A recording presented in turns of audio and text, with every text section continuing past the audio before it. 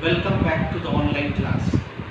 Today I am going to take up the poem Crossing the Bar written by Sir Lord Alfred Tennyson.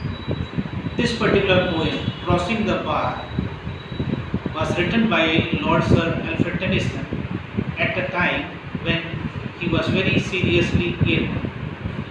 He had recently recovered from an illness and he was about 80 years of age. At this particular juncture, he thought to write a poem where he has depicted through his poem how a human being is moving from this earth to another world, that is heaven. As we all know that we are all travelers on this earth, and after a specified time we move from this earth to the other abode, that is heaven. So my dear students, the poet has told us how human beings, as Swami Vivekananda points out, that we are all small Atmans and we are here on this earth for a short period of time to perform an act, and after we complete the act we move from this earth to the source from where we have come, that is the Paramatma, which is God the Almighty Power. So my dear students, the title of the poem, Crossing the Bar. The bar refers to the sandbar that separates the sea from the land. So the sea is being separated by the bar, and this bar is on an harbor where a ship is getting ready to set sail.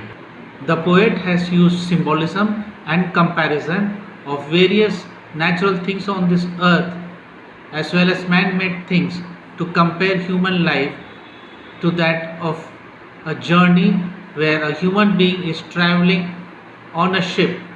The ship here refers to the human being sailing off to the deep seas and finally reaching his or her destination. So the destination is the place where God Almighty resides, that is in heaven. So in the first stanza, my dear students, the poet says, sunset and evening star and one clear call for me, and may there be no mourning of the bar when I put out to sea. The poet is saying that it is sunset, the sun is about to set in the western sky, and the evening star, that is Venus, is clearly seen. So that is a signal for the travelers that they can move ahead on one's journey. Venus is seen especially in the eastern sky at night, and therefore it is a signal for the travelers to move to the eastern direction or to any other direction by looking at this particular planet. Therefore the poet tells us and compares sunset to the human life. Our life is about to set and we are going to die. Everyone is going to die one day. We are all mortal beings and every mortal being has to die a day. And evening star refers to a signal which tells us that God is calling us to his place. And one clear call for me. So there is a clear call through the signal which has been given by God that he is calling me. In the same way, a signal is given by the ship. The sound of hooting of the ship signaling that the ship is ready to set sail in the ocean. Here, the journey across the bar is a signal that the human being is moving from earth to heaven. In the third line of the stanza, the poet says, and may there be no mourning of the bar. Mourning of the bar here indicates that the sea is rough and the tides are rising up and crashing against the land. In the same way, he is comparing the mourning to that of the grief of the human being when one presumes that he is going to die. No one wants to die on this earth, and everyone wants to live for another year or so. Therefore, the poet tells that one should not mourn, one should not cry when one is set to die.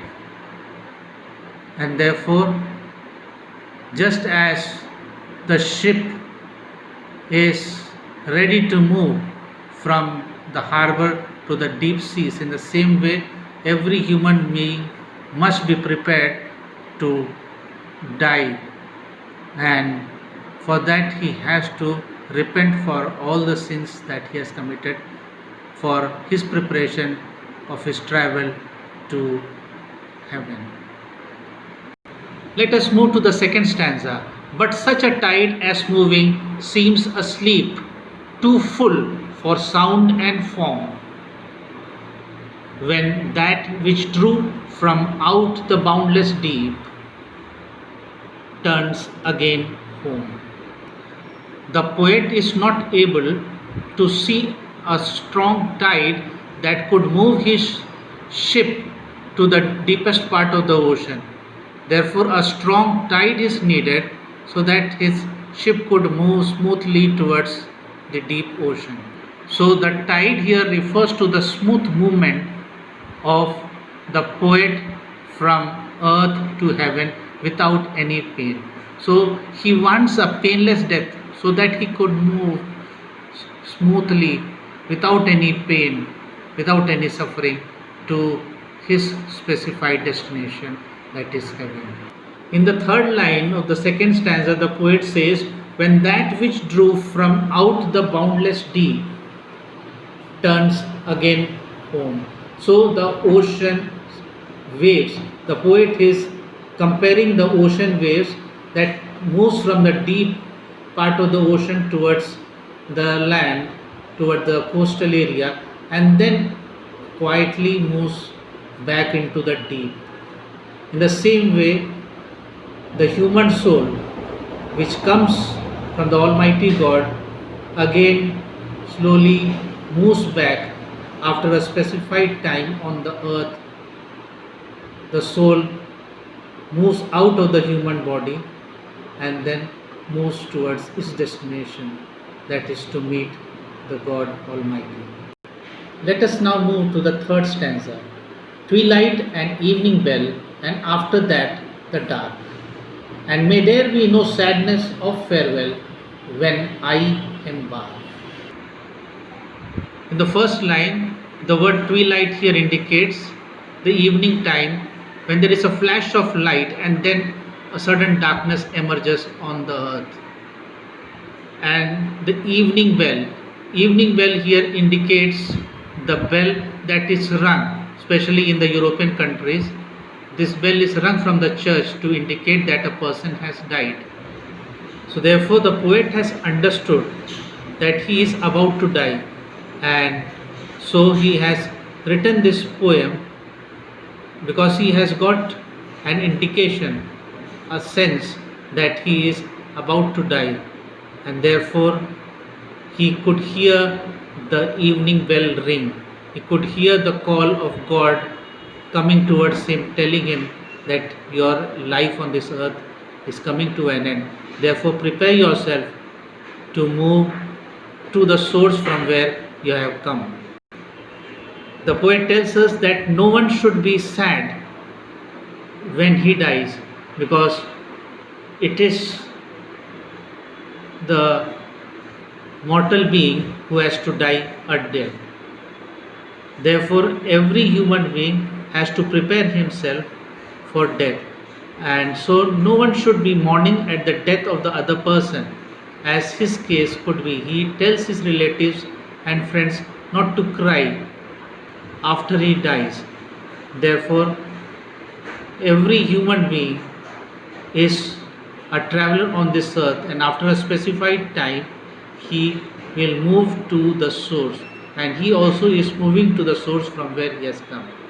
Therefore, everyone must be happy that he is moving back to the source, that is God, and so there should not be any sadness in the face of others.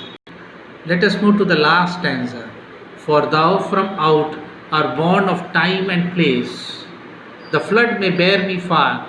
I hope to see my pilot face to face when I have crossed the bar.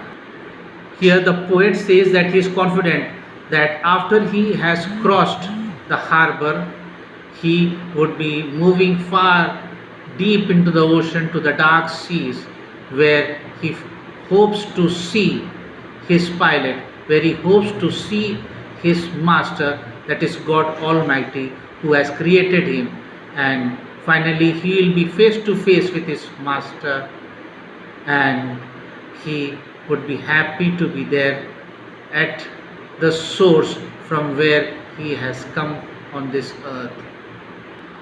The pilot is referred to by the poet as God Almighty, who controls everything and guides every human being and every life form on this earth.